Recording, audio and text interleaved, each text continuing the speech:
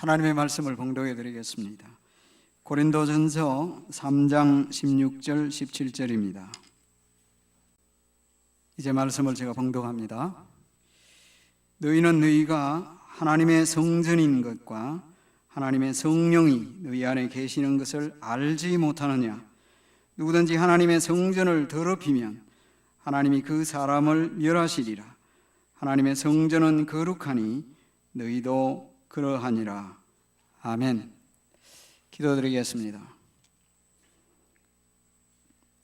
성령 하나님, 제가 이 시간 말씀 전할 때 특별히 저의 생각과 입술을 통제해 주셔서 주님의 뜻만을 잘 정언하도록 도와주옵소서. 그리고 성도들이 착하고 좋은 마음으로 말씀을 받도록 마음도 준비시켜 주시옵소서. 예수님 이름으로 기도합니다. 아멘. 사도 바울께서는 고린도전서 3장 9절 하반절 이하에서 교회를 건물에 비유했습니다. 제가 지난주에 말씀드렸자와 같이 이 건물은 교회당입니다. 그러나 성경에서 교회를 건물에 비유했다는 거예요. 그래서 에베소 2장에도 보면 20절, 21절이나 22절에 보면 건물에 비유를 했습니다.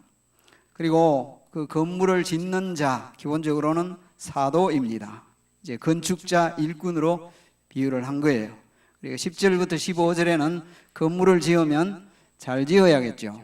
잘 짓는다는 것은 기본적으로 재료가 좋아야 된다는 말씀을 하셨어요. 건물 잘 지어라. 일꾼들이 건물을 잘 지어야 되는데 왜 잘 지어야 하느냐? 불이 탈 때가 있다. 이제 불이 타게 될 때에 재료를 잘못 쓰면 다 타버린다. 그러니까 불에도 견딜 수 있는 재료로 건물을 지어야 한다. 이런 말씀입니다.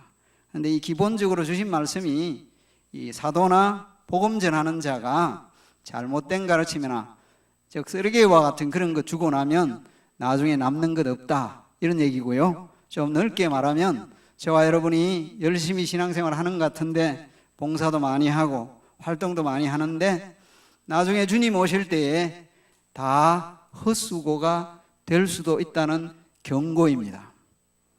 잘 새겨드려야 할 말씀이에요. 열심히 했는데 열심히 한 것이 다 헛일이었다.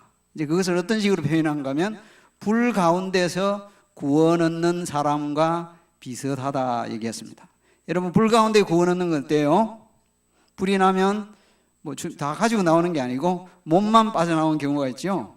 창세기에 그런 사람이 있었습니다. 누군지 아시죠? 롯입니다. 롯.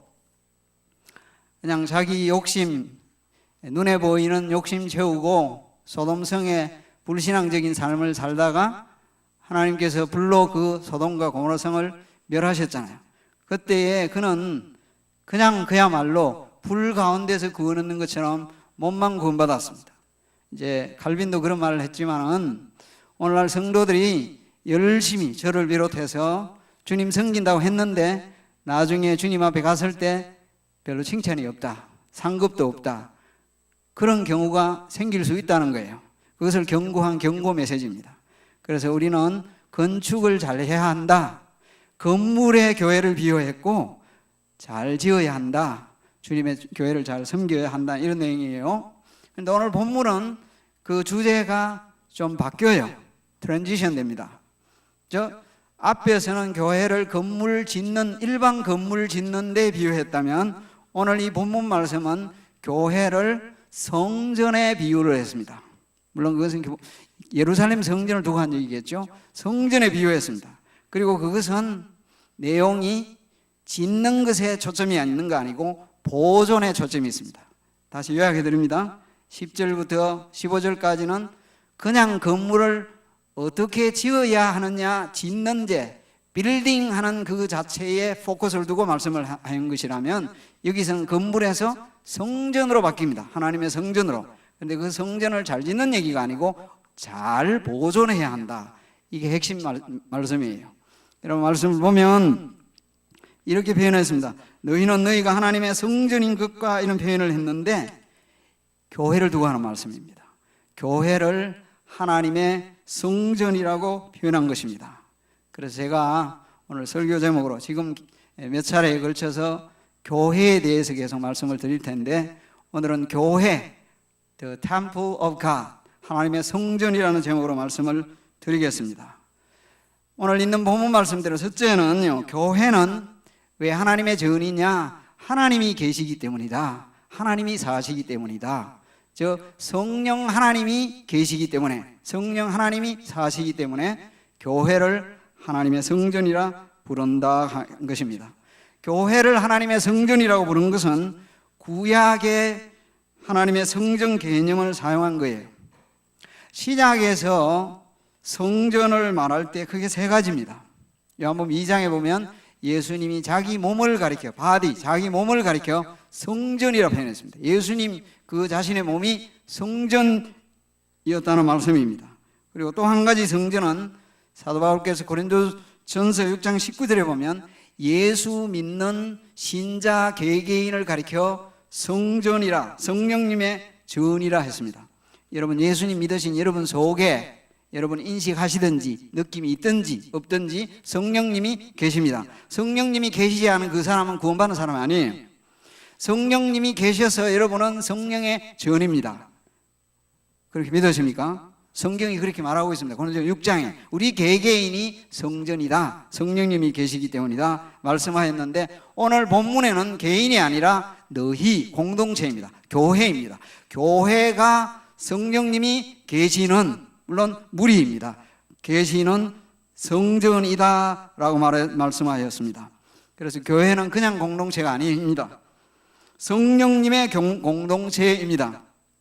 구약시대에는 성막이 있었죠. 처음에 성막은 이동식 성전입니다. 그러다가 중앙성소가 건물로 지어집니다. 이렇게 성막과 성전을 가리켜서 하나님의 집이라 불렀습니다. 왜 하나님의 집이라 불렀습니까? 하나님의 집이라고 부른 것은 하나님이 특별한 방식으로 그곳에 계시기 때문입니다. 하나님은 자기 백성과 언약을 맺으셨어요. 자기 백성과 언약 맺은 언약의 요약 공식이 이것이라 말씀드렸죠. 하나님이 자기 백성과 언약을 맺은 이 언약 공식이 구약에 쭉 내려오는데 요한계시록까지 나중에 나오죠. 그 언약 공식이 이 공식입니다. 너희는 내 백성, You are my people. 나는 너희 하나님, I am your God. 거기다가 덧붙인 게 있습니다. 내가 너희와 함께 있으마. 임마누엘의 약속입니다. 이것이 구약에서 말씀하신 언약 공식입니다. 그런데 그 하나님이 함께 하신다는 것을 눈으로 보이는 임마누엘을 늘 새기게 만드는 것이 성막이요 성전이었다는 것입니다. 즉 하나님께서 자기 백성 가운데 계신다, 그리고 자기 백성을 보호하시고 다스리신다 하는 것을 성전을 통해서 보여주셨다는 것입니다. 그런데 여러분, 시간이 지나면서 어떻게 했습니까? 이스라엘 백성은 하나님을 제대로 섬기거나 예배하기보다 무엇에 초점을 더 맞추었어요? 건물에 초점을 맞추었습니다. 건물에 관심을 더 많이 주었습니다. 그래서 그들의 신앙은 껍데기 신앙이었습니다. 그들의 신앙은 위선적 신앙이었습니다. 하나님과의 언약도 버렸습니다. 어겼습니다. 그래서 하나님께서는 그 성전을 떠나시고 버리십니다. 그는 한 가지 예 중에 하나가 에스겔이 본 환상 가운데 나타납니다. 에스겔이 환상을 보는데 에스겔에서 8장에서부터 11장에 보면 하나님의 영광이 성전을 떠나요. 즉 하나님의 임재하심이, 함께 하심이 떠난다는 얘기입니다. 그런데 그렇게 하나님이 영원히 떠나버리면 안 되잖아요. 근데 하나님이 다시 은혜를 베푸셔서 돌아오신다는 환상을 보여줍니다. 그것이 성전 회복입니다.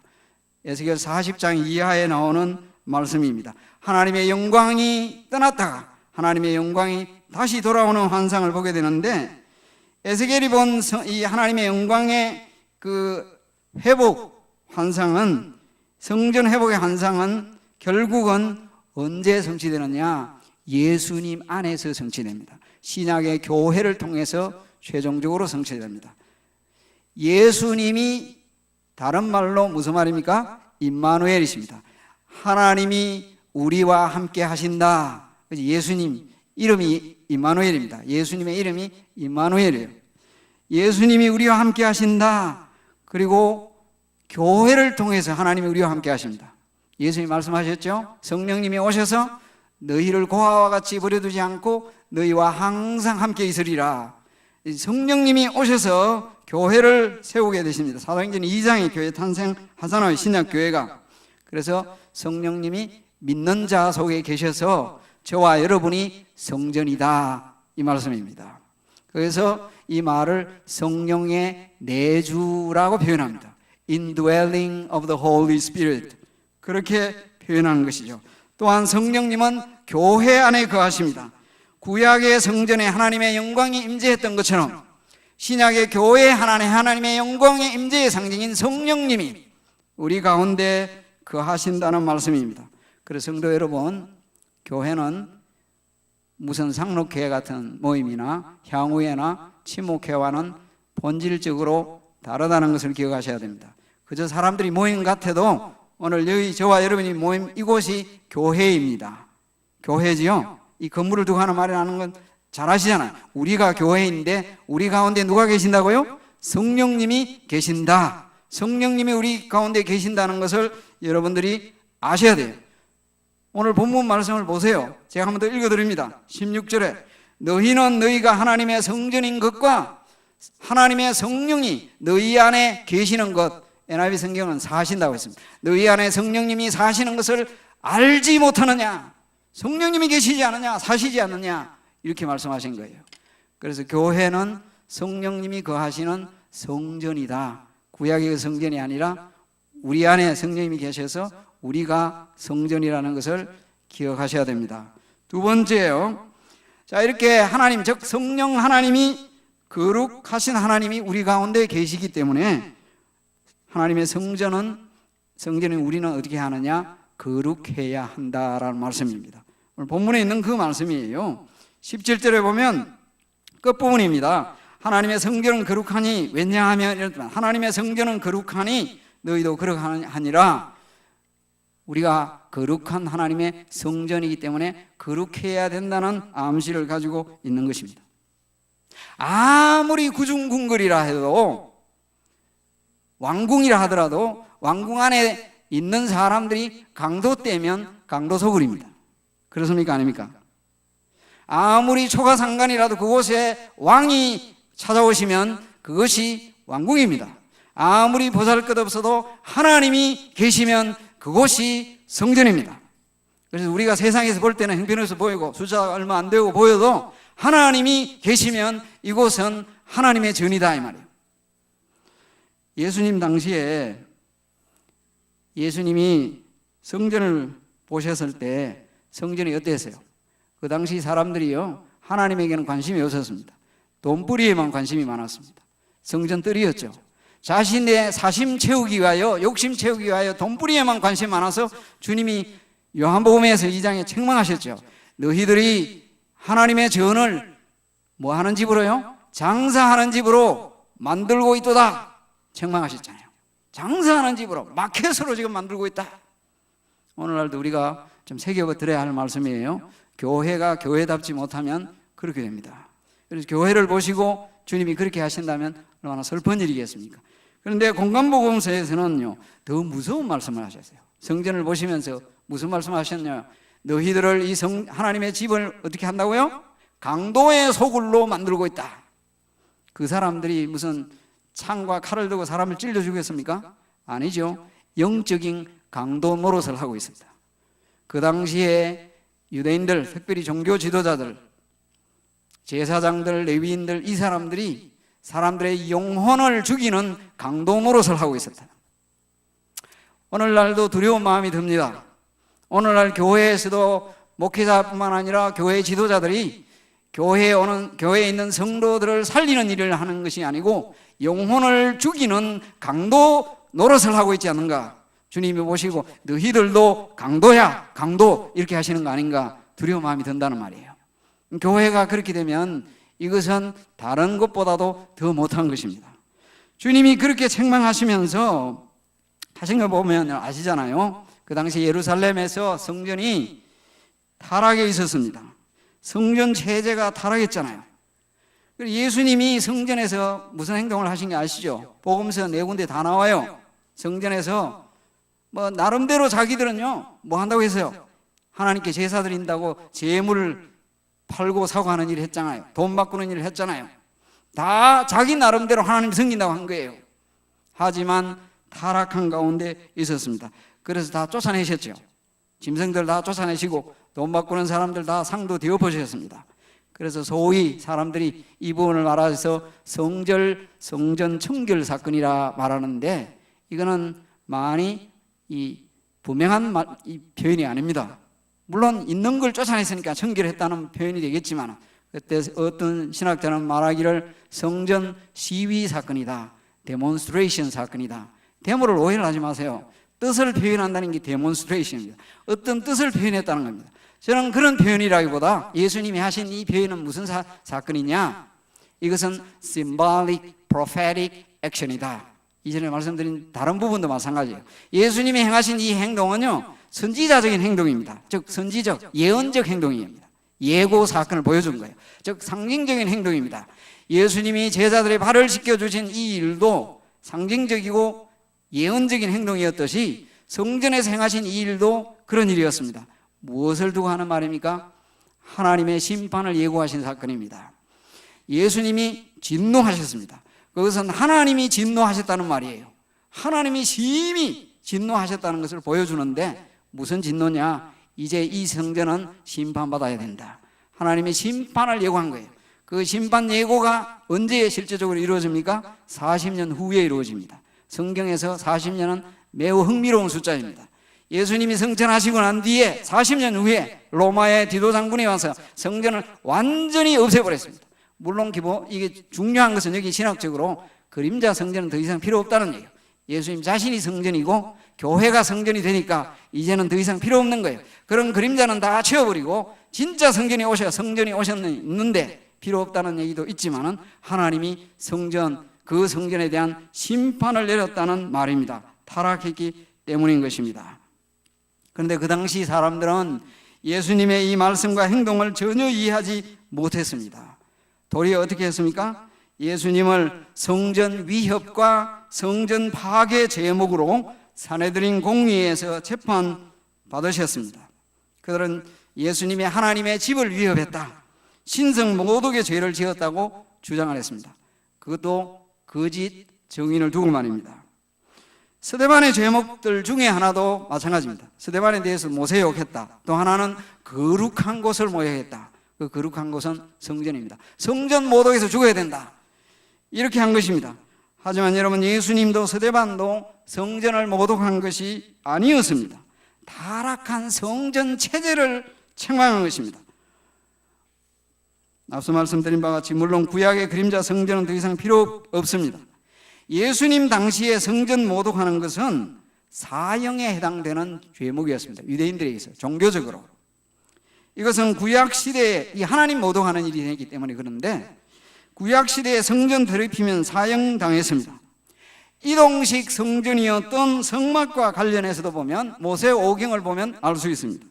레위기 15장 31절에 이렇게 말씀하셨습니다. 너희는 이와 같이 이스라엘 자손이 그들의 부정에서 떠나게 하여 그들 가운데 있는 내 성막을 그들이 더럽히고, 성막 더럽히면 어떻게 된다고요? 그들이 부정한 중에서 죽지 않도록 할지니라. 성막 더럽히면 죽어야 된다, 이런 무서운 말씀을 하셨어요. 그러니까 이 사람들은 성경 나름대로 지킨다고 했는데 성경을 어긴 겁니다. 하나님을 섬긴다고 했는데 철저히 하나님 반대하는 행동을 한 거예요. 민수기 19장 20절 말씀에 사람이 부정하고도 자신을 정결하게 하지 아니하면 여호와의 성소를 더럽히미니, 하나님 성소 더럽히는 일입니다. 그러므로 회중 가운데서 끊어질 것이라, 이렇게 말씀하신 것입니다. 백성으로부터 단절된다는 말입니다. 신약에 와서 성전은 이제 더 이상 그게 아니라고 말씀을 드렸죠. 예루살렘 성전도 아니고 오늘날 예배당도 이 성전이 아니고 그냥 예배당입니다. 교회당일 뿐입니다. 예수님을 믿는 사람들의 공동체가 성전입니다. 하나님께서 구약의 성전을 거룩하게 하셨던 것처럼 신약의 성전인 교회가 우리들이 거룩하기를 하나님은 원하십니다. 그래서 하나님의 전인 교회를 거룩하게 유지하지 않고 더럽히면 하나님이 진노하십니다. 바울은 고린도 교회를 향해서 무서운 엄숙한 경고를 말씀하셨어요. 보세요. 17절 말씀을 보세요. 누구든지 하나님의 성전을 더럽히면 하나님이 그 사람을 멸하시리라 말씀을 하셨습니다. 이 신약에 와서 이런 무서운 말씀은 찾아보기가 굉장히 힘듭니다. 신약에 와서 이런 말씀 있는 곳이 얼마나 되는지 찾아보세요. 하나님의 성전을 더럽히면, 즉 교회를 더럽히면 그 사람을 하나님이 디스트로이 하신다, 멸하신다, 이런 말씀을 하신 것입니다. 이게 이 더럽힌다는 말, 무시무시한 경고인데, 더럽힌다는 말과 멸한다는 단어가 동일한 단어입니다. 그래서 영어로는 똑같은 표현을 썼어요. 그래서 if anyone destroys God's temple, 누구든지 하나님의 전을 파괴하면 하나님이 그 사람도 파괴한다, 같은 단어인데 이 단어가 두 가지 의미를 다 가지고 있어서 우리말로는 더럽힌다라고 하는 앞부분은 더럽힌다고 번역을 한 것이고 뒤에 가서는 멸한다라고 표현한 것입니다. 뜻이 어떤 때에는 부패케 한다, 더럽힌다 의미가 있고 또 다른 경우에는 멸한다 이런 의미가 있어서 그런 거예요. 그래서 두 가지 다 뜻이 가능한 것입니다. 하나님의 교회를 파괴시키면 하나님이 그 사람도 파괴시킬 것이다. 굉장히 무서운 신약의 엄숙한 경고입니다. 이 말씀을 들으면 저도 두려워요. 이건 제가 여러분들이 급주작하는 말이 아니라 성경에 있는 그대로예요. 그렇죠? 굉장히 무서운 말씀 아니에요? 그래서 하나님 무시하면요 어떻게 되겠느냐? 굉장히 무서운 일이라는 걸 기억해야 되겠습니다. 이 당시에 더럽힘이 무엇이겠느냐? 거짓된 가르침, 이단 사상, 부도덕한 행위, 당판을 지워서 교회를 어지럽히는 일, 교만과 분쟁과 여러 가지 정말 교회에서 행해서는 안 될 그런 일들, 이런 것이 교회를 더럽히는 일이고 파괴하는 일이었습니다. 고린도 교회가 그랬습니다. 그래서 오늘날도 우리가 그 점을 많이 새겨봐야 된다는 거죠. 고린도에는 여러 신전들이 있었습니다. 신전들을 파괴하면 신이 직접 죽음으로 벌한다, 이런 사상을 그 시대 사람들도 가지고 있었습니다. 바울은 그것을 가지고 온 것이 아니고 구약의 말씀을 가지고 인용한 것입니다. 성도 여러분, 고린도 교회는 하나님의 성전임에도 불구하고 우상 숭배에 빠져 있었습니다. 교회 안에 분열과 파벌이 있었습니다. 세상적인 기준에 따라서 자랑하고 교만하고 상대방을 멸시했습니다. 그것이 바로 하나님의 성전을 더럽히는 일이었습니다. 누군가가 이런 말을 했어요. 고압 전선 만지면 감전되어서 적사하는 것처럼 성전을 파괴하면 하나님이 반드시 파괴하실 것이다. 이 말씀을 물론 구약에 나오는 사무엘하 6장에 나오는 우사의 사건을 생각합니다. 우사가 어떤 사람인지 알죠? 다윗이 왕이 되고 난 뒤에 가장 먼저 한 일은 하나님의 궤, 즉 하나님이 자기와 함께 하신다는 상징인 하나님의 궤를 자기가 있는 성으로 옮기려고 했습니다. 그때에 우사가 그것도 하나님의 법도대로 하지 않고 하나님의 궤를 소를 마차에 실어서 옮기려고 했죠. 그러다 보니까 하나님의 궤가 흔들려서 떨어지려고 했습니다. 그래서 그걸 만졌습니다. 생각해 보세요. 우사의 기본적인 생각은요, 잘하려고 한 거예요. 잘하려고. 이 하나님의 궤가 떨어지면 안 되니까 이걸 안 되겠구나 하고 만졌는데 하나님 그걸 용납하지 않으셨어요. 이것이 굉장히 중요한 부분입니다.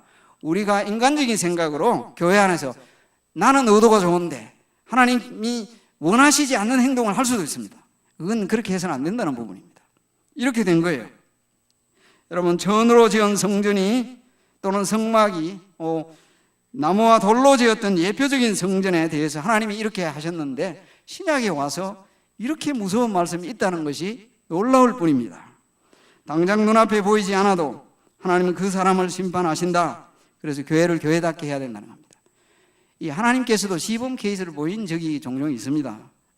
구약에 보면 구약에 가나안 땅 들어가서 처음에 그것도 일종의 나라이면서 교회인데 아간이 그랬습니다. 아간이 전체 회중을 더럽혔습니다. 그래서 하나님이 멸하셨어요. 신약의 교회가 시작되었을 때도 마찬가지입니다. 처음에 시작할 때 아나니아와 삽비라 사건입니다. 교회를, 성령을 속였다. 교회를 더럽혔습니다. 하나님께서 그렇게 하신 거예요. 그래서 굉장히 무서운 생각을 하게 됩니다. 성도 여러분, 교회를 자신의 사로사욕이나 명예욕 채우는 사람들의 모임으로 만들어서는 안 됩니다. 교회를 인간적인 욕구 충족이나 취미 활동하는 사람들의 모임으로 타락시켜서도 안 됩니다. 우리 주님의 무서운 심판을 받게 될 것입니다. 그래서 교회를 더럽히는 일은 성령님을 근심시키는 일이다. 성령님을 슬프게 해서는 안 되겠습니다. 여러분, 한 가족 사이에도 어쩌다가 슬프게 하는 일이 생기죠. 안타깝잖아요. 성령님을 근심하게 하는 일은 하지 말아야 한다는 말씀입니다. 성령님은 삼위일체 하나님 제3위가 되시는 하나님이십니다. 성령님은 어떤 영향력이나 능력이 아닙니다. 성령님은 인격자이십니다. 오늘 성령 강림절이기 때문에 제가 요거 더 말씀을 드리는 거예요. 그래서 교동문도 그 부분을 읽었잖아요. 성령님이 오셔서 교회를 세우시고 그 안에 거하시는데 우리 교회 안에도 성령님이 거하신다. 하나님이 거하신다. 그래서 성령님을 근심케 하거나 슬프게 하는 일 하지 말아야 한다. 어떤 것이 성령님을 근심케 하느냐? 성경이 이렇게 말합니다. 거짓말과 악독과 노함과 분냉과 비방은 성령님을 근심하게 하는 일입니다. 그래서 교회 안에서는 이런 일이 일어나지 않도록 우리는 상가 항상 조심해야 합니다. 또한 성령님의 사역을 방해하거나 막는 일을 하지 말아야 합니다. 그것을 데살로니가전서 5장에서는 성령을 소멸한다 말했습니다. 불에 비유한 거예요. 성령님이 역사하시기에 불처럼 확 일어나시는데 우리가 찬물을 확 끼얹어 버립니다. 그게 뭐냐? 우리의 죄입니다. 우리의 잘못으로 성령님이 하시는 일을 방해하는 일을 하지 말라 말씀하셨습니다. 성도 여러분, 말씀 맺겠습니다. 교회는 하나님의 성전입니다. 성령님이 거하시는 곳입니다. 그러므로 성령님을 근심되게 해서는 안 되겠고 성령님의 사역을 방해해서는 일도 해서는 안 되겠다. 교회를 영적으로 더럽히는 일을 해서는 안 된다. 제가 만약에 엉뚱한 가르치면, 칼빈도 이후에 말씀했는데 듣기 좋은 소리, 사람들이 귀에 듣기 좋은 소리 쫙 하면 그거 뭐 하는 일이냐? 다 헛일이다. 다 불타버린다. 없어진다. 그것만 아니고 우리 모두가 하나님의 전이니까 거룩한 하나님의 사람으로 살아가야 된다. 이 말씀은요, 이 주님이 이 바울을 통해 하신 말씀은 교회가 그만큼 귀한 곳이다 이 말이에요. 우리 주님이 교회를 그만큼 사랑하신다는 얘기예요. 세상의 어떠한 공동체보다도 교회를 그렇게도 귀하게 여기신다. 그래서 우리가 교회이니까 거룩한 하나님의 사람들로 살아가도록 힘쓰는 저와 여러분이 되기를 주님의 이름으로 기원합니다. 기도하겠습니다.